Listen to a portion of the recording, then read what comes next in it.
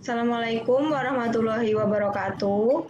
Kami dari kelompok Manisan Kolang-Kaling, mata kuliah Kewirausahaan Kehutanan A 2019 akan mempresentasikan salah satu rencana bisnis kami, yaitu Manisan Kolang-Kaling. Dengan anggota saya Fadela Yunikasari, Dita Hidayah, dan Pandu Galang Pangestu.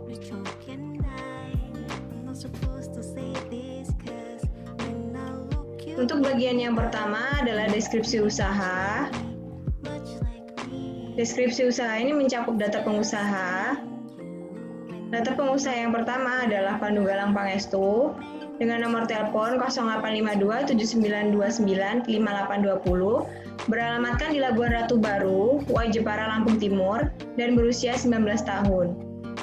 Untuk pengusaha yang kedua yaitu Dita Hidayah dengan nomor telepon 0896 2533 5378, beralamatkan di Tebing Tinggi, 4 Lawang, Sumatera Selatan, dan berusia 19 tahun. Data pengusaha yang ketiga yaitu saya Fadela Yunikasari dengan nomor telepon 0856 0998 7463, beralamatkan di Purbolinggo, Lampung Timur, dan berusia 19 tahun. Untuk presentasi berikutnya, saya berikan kepada anggota kelompok. Kepada yang bersangkutan dipersilakan. Baik, terima kasih kepada moderator. Job description. Produk kewirausahaan yang akan kami rencanakan adalah Manisan Kolang-Kaling. Manisan Kolang-Kaling sendiri adalah cemilan khas Betawi yang bertekstur lembut dan manis. Produk ini berbahan dasar kolang-kaling yang merupakan salah satu potensi HHBK yang ada di Pulau Sumatera. Masing-masing buahnya mengandung berbagai nutrisi seperti kalsium, fosfor, zat besi, kalium, karbohidrat, serat kasar, serta vitamin A, B, dan C yang sangat baik untuk tubuh.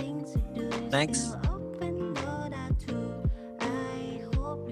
Penyediaan produk dilakukan melalui sistem produksi mandiri, yang mana pembuatan produk dilakukan secara manual atau secara mandiri dengan menggunakan peralatan yang ada di rumah, bisa dibilang produk rumahan. Penjualan dilakukan di masing-masing lokasi sesuai dengan tempat tinggal pengusaha.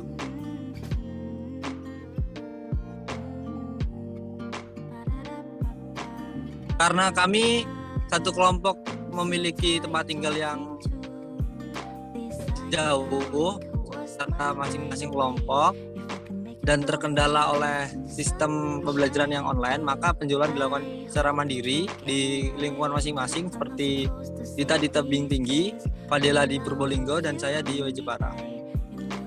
Pembagian tugas dimulai dengan pembuatan pamflet produk dengan sistem pre-order, pembukuan pemesanan produk, memproduksi secara mandiri berdasarkan resep yang telah disepakati, pengiriman produk kepada konsumen. Next. Yang selanjutnya adalah alasan memilih bisnis. Alasan kami memilih bisnis ini yaitu alasan utamanya adalah mengembangkan potensi HHBK di Pulau Sumatera. Yang kita ketahui bahwa kolang-kaling merupakan hasil hutan bukan kayu yang ada di Pulau Sumatera. Dengan membuat produk Manisan Kolang-Kaling ini, kami berharap dapat mengembangkan potensi HHBK dan dapat mensejahterakan masyarakat yang ada di sekitar kawasan HHBK yang memiliki pekerjaan sebagai petani kolang-kaling. Komoditi kolang-kaling merupakan komoditi yang melimpah, apalagi pada bulan-bulan seperti bulan Ramadan. Komoditinya sangat banyak ditemukan di pasar-pasar. Banyak peminatan olahan kolang-kaling terutama di bulan Ramadan. Peminat kolang-kaling hampir di seluruh usia, baik kecil maupun dewasa, sehingga kami rasa penjualan Manisan Kolang-Kaling ini dapat sangat potensial untuk kedepannya. Dapat dinikmati secara langsung atau dikreasikan. Dan makanan Manisan Kolang-Kaling ini dapat dinikmati secara langsung berupa manisan ataupun dapat sebagai makanan pendamping seperti roti ataupun es buah dan lainnya. Next, saya kembalikan kepada moderator. terima kasih kepada Saudara Pandu. Untuk yang berikutnya yaitu analisis pemasaran. Kepada yang bertugas dipersilakan.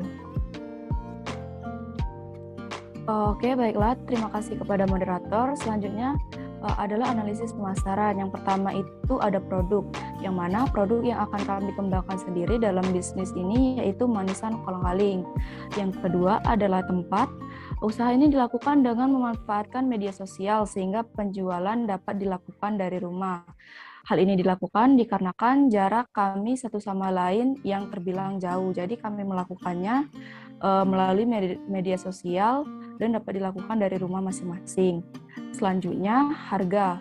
Untuk harga produk sendiri, kami mematoknya dengan harga 5.000 per cup. Yang keempat, ada promosi, yang mana kegiatan promosi dilakukan melalui media sosial WhatsApp dan Instagram. Next.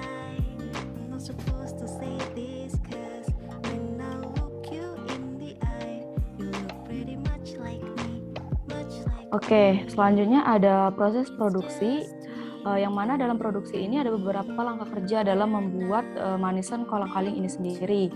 Yang pertama itu cuci bersih kolang-kaling lalu direndam air bersih selama kurang lebih 2 jam.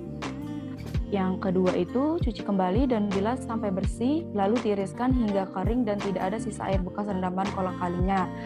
Kolang-kaling ini dicuci beberapa kali hingga bersih itu untuk menghilangkan kadar dari getah kolang-kaling ini sendiri. Selanjutnya rebus air, masukkan gula dan tambahkan perisa pasta, bisa stroberi, durian, ataupun pandan, sampai warna sudah agak pekat. Yang keempat adalah masak air hingga mendidih, lalu masukkan kolang-kaling hingga air surut dan hanya tersisa sedikit. Selanjutnya sisakan air sedikit lalu matikan kompor. Kemudian tunggu hingga manisan dingin, tuangkan manisan ke dalam cup dengan perlahan-lahan. Agar lebih menarik, tambahkan irisan tipis pandan di atasnya. Nah, adapun bahan dari membuat kolang-kaling ini sendiri yaitu yang pertama itu 30 cup kemasan untuk bahan kemasan dari kolang-kaling itu sendiri. Kedua itu ada 1/2 atau setengah kilogram kolang-kaling. Yang keempat itu yang ketiga itu ada 1/4 kilogram garam. Yang keempat itu ada gula pasir. Yang kelima ada 500 ml air. Yang keenam itu ada pasta perisa. Dan yang ketujuh itu ada daun pandan. Nah, alatnya pun yaitu ada panci, kompor, baskom, dan handuk sendok. Rasanya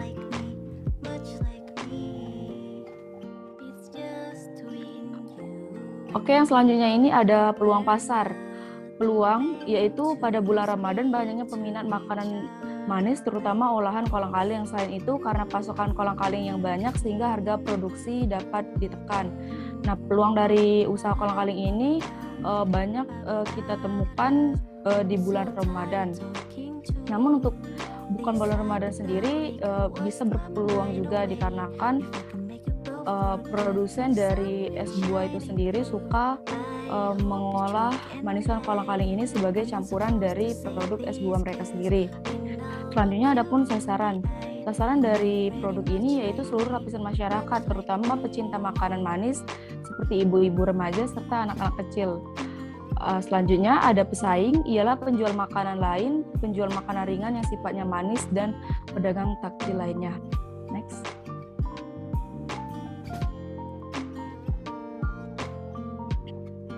Oke, selanjutnya ada analisis keuntungan, yang mana analisis keuntungan ini dihitung dari bahan yang kita gunakan dari masing-masing harganya, yaitu yang pertama ada kolang-kaling setengah kilogram seharga 1,5 kilogram seharga 30.000, pewarna atau perisa dari mulai stroberi, durian ataupun pandan dengan harga 18.000, gula pasir 1 kilogram itu 13.000, cup kemasan itu untuk 1 cupnya itu 1.000, jadi kita memakai 30 cup ya, dengan estimasi harganya itu 30.000.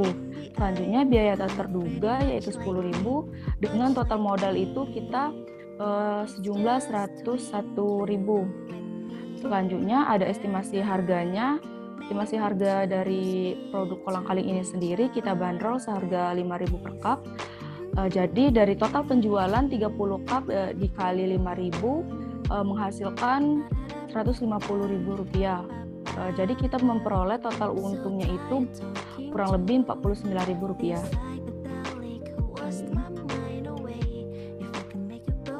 Oke, untuk selanjutnya saya kembalikan kepada moderator.